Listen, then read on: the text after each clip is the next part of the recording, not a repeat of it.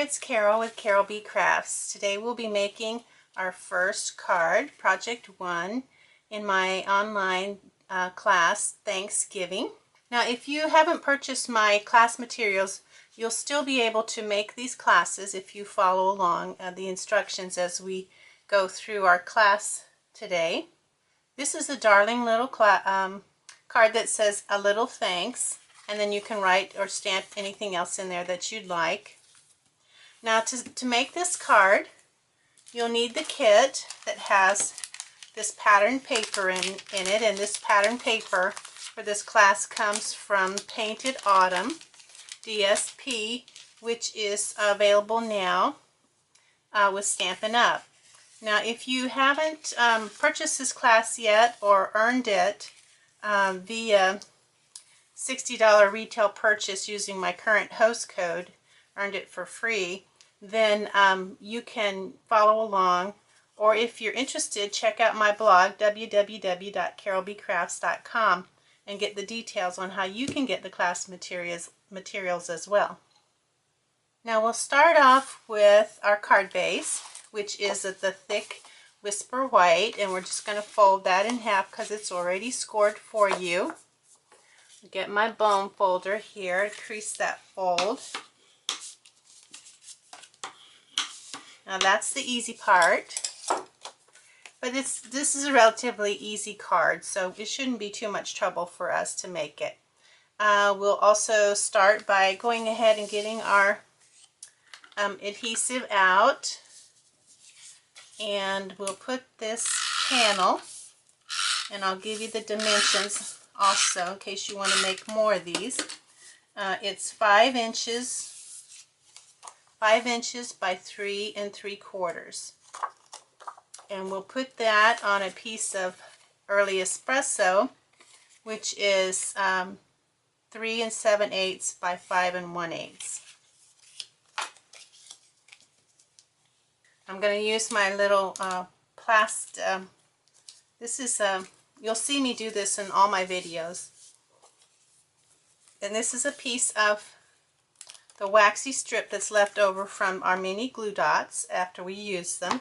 I just press it into the adhesive, and then it helps me to move it around to get a perfect placement. And then once I have it where I want it, I just push down in 2 corners and then pull it out, and then finish pressing it down. Okay, we can go ahead and put this on our card base as well. Get our glue out. Now this is just a regular card base, 8 1/2 by 5 1/2, folded in half. And we're going to put this in this pattern. It doesn't really matter which direction because it's kind of non-directional. So we'll get that again. I'll push down here and here, pull that out. Okay, now we're ready for our focal point. Now I've done a lot of the work for you already, so that's good for you, but if you're watching and you haven't purchased the kit yet, you might need to have some help figuring this out. So this is the base of our focal point, and then next we have a piece of early espresso, and it is 2 5/8 by 4 1/8. And there's a texture here that looks like kind of a wood texture, and the way I got that is I used this folder here, Seaside, and I put the piece of cardstock, which I said was 2 5/8 by 4 1/8. I put it in this way so that the lines were going in this direction, and then I put it through my Big Shot. So I put it in here, it's like this. Now if you bought the kit, you don't need to worry about this unless you want to make more. Okay, so then I just ran it through my Big Shot as usual. But then when it came out, I wasn't happy with how it looked because the grooves were too big and it was taking away from the focal point. So I ran it back through my Big Shot. I put this down on top of the bottom plastic plate. I put this on top with the fold going towards the machine. Then I put this on top and ran it through again this way. And then what that did is this put pressure on the cardstock and smashed it down so I didn't have such grooves, and it gave it more of a wood-like texture. That's in case you want to make more or in case you're following along without the kit. Okay, the next thing I did was, after I did that, I had to cut this out. So I took this leaf die from Flourish Thinlits dies. I took this leaf die, I put it here, and then I ran it through my Big Shot like I would normally cut with the die, and then that cut out the silhouette of the leaves. Now to put this on our card base, which is 2 3/4 by 4 1/4, and this is Lemon Lime Twist, I used glue because I used my multi-purpose glue because I wanted to get these little areas here. Oh, oops, that's a little bit much. I wanted them to stay down, so I went all the way around, and don't be too generous because you don't want it to run when you push it down on your cardstock.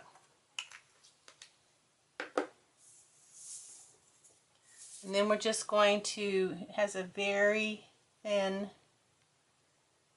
edging around it. So, and what's good about the glue is it gives you a chance to move it around so you can get, again, like that perfect placement. Now I put a little bit too much glue there, but that's okay because we're actually going to cover that up with our leaf. Okay, so we'll let that dry for a minute. Now this leaf, let me tell you about this leaf. This is Old Olive cardstock. I took a piece about 2 inches by 3.5 inches, and I took some of our new Sizzix adhesive sheets, and I put adhesive sheets on the back, and then I ran it through the Big Shot with the adhesive sheet on the bottom, like that, and then this is what I came out with.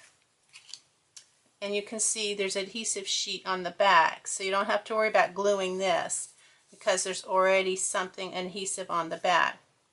So while this looks like it's dried pretty well,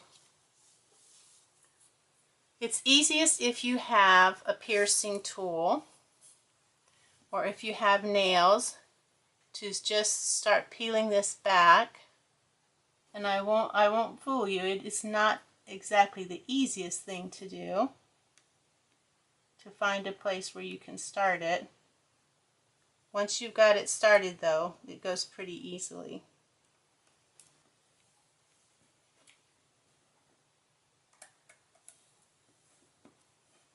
Okay, so once you've got that off, then you can just put that in place, and since it has adhesive, it just goes in there really nicely like that.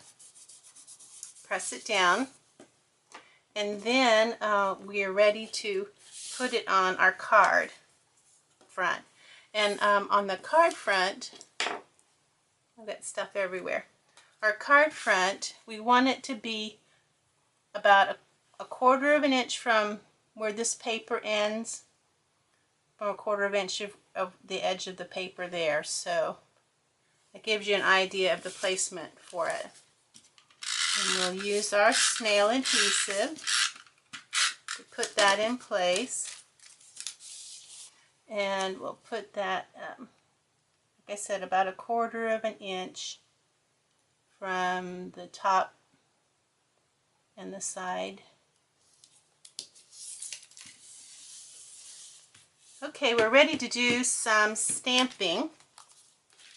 I gave you, as I always do, when we have to do stamping, extra because, you know, things happen and things don't always work out like we want. So you only need one of these. And what you're going to do is put just a tiny bit of adhesive on each end. And then you're going to put it down on your paper so that it stays in place. Now, you'll need the One Big Meaning, a little thanks stamp, and I have that on a D block.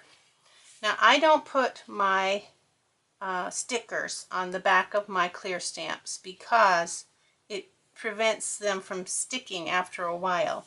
So I prefer to use a Stamp-A-Ma-Jig.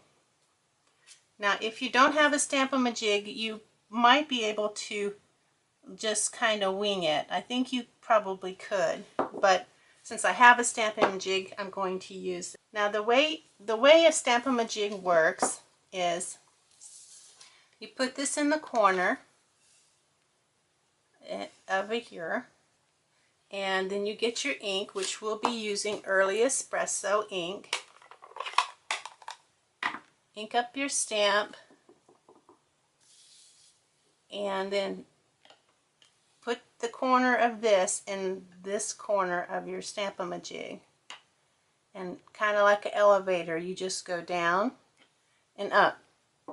And then you stamp an image onto your plastic. And that'll help you to place, if you place that image where you want it to be on your little piece of cardstock, then when you remove this plastic, ink up your stamp, and then do the same thing. Go straight down and up. You'll get perfect placement. And that's why I love the Stamp-A-Ma-Jig, and I don't know why anyone would not use one, but maybe you're a better stamper than I am. So we're going to clean off this stamp, and these little pieces of very vanilla cardstock, I forgot to tell you, they come from our new Classic Label stamp that is in our annual catalog, if you want to make some more of those. Now we have a piece of Lemon Lime Twist as a background for this, and it is 2 3/8 by 5 1/8. 2 3/8 by 5 1/8. So we're going to take this, which already has some sticky on it, but we're going to go ahead and put a little bit more. We'll put some glue dots on there. Now your glue dots and your mini dimensionals and your regular dimensionals are in your packet of adhesives right here. So that's where you'll find that. Now we're just going to put this kind of in the center and try to get it straight, because you know it's nice if it's straight. Alright, so that's where we're at now. So now we're going to take our scissors, our snips, and you see that there's about 1/8 of an inch. Mine's a tiny bit off, but that's because when I'm on camera I tend to rush and not do as well of a job lining things up. But we have basically 1/8 of an inch there, so we're going to cut using the same angle that's here. We're going to cut about 1/8 of an inch, and we're going to do that on both directions.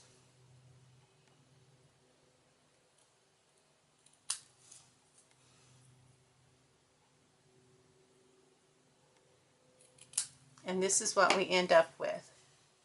Okay, so now we're going to put this on our card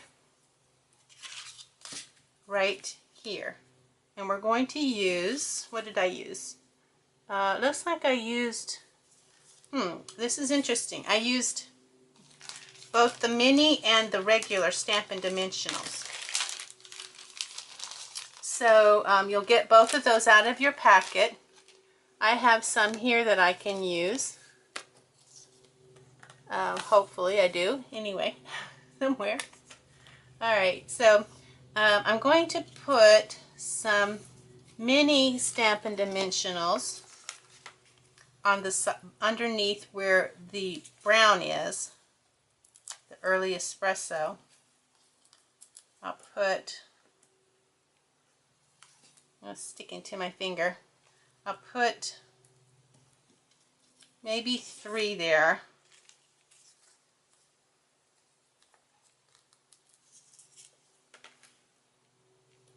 And then here I'm going to put the full-size dimensionals. I had to go find some. Okay, so I'm just going to put 1 there. And there's a little bit of a difference in the height, and that's going to help make up for the difference in the height of the extra layers that we have right there. So I'll take these off. I don't know if you've noticed, but sometimes these little dimensionals, it's hard to get the paper off of them. Alright, so here we go. Today they're behaving. They must like me today. That's not always the case. So we're going to put this near the bottom, flush with, almost flush with the edge there. Wherever you think it looks good. I think it looks good about right there. Alright, so we're good to go, except for our little bow. Now, this bow, how can I show you how to do this? Alright, so we make 2 loops right here. Well, there's another way to do this. Alright, so how do we do this? Alright, I think I got it. So we're going to make a little loop. The other way I was going to show you is a little bit more confusing. So we're just going to take and make a loop like that. Hopefully you can see. Put them together, close together. I'm going to take this end and wrap it around that loop. Okay, and then we're going to take this and push it through the loop that we just made and pull it tight. But we don't want to pull it too tight because we have to adjust so that these little ends don't go flying through there, and then you don't have any tails. It takes some, adjusting as bows normally do, but once you get it down to size, and this is a really small bow, so that looks about right there. Maybe just a tiny bit smaller. Now I'll tighten it up, and then we're going to get a glue dot. Okay, my camera died, so we have our little bow here, and we're going to put it on with a glue dot. But we're going to roll the glue dot, and if you've never rolled a glue dot, you do just that. You take your finger, you might have to start it with your nail, and you're just going to roll it up. And then that's what you end up with, just a little like oblong blob.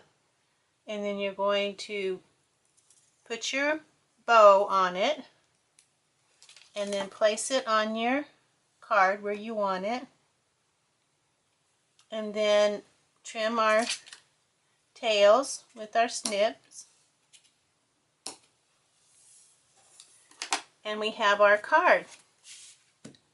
Now I think I forgot to tell you, I used a 10-inch piece of the linen thread that we have available through the Stampin' Up! Website.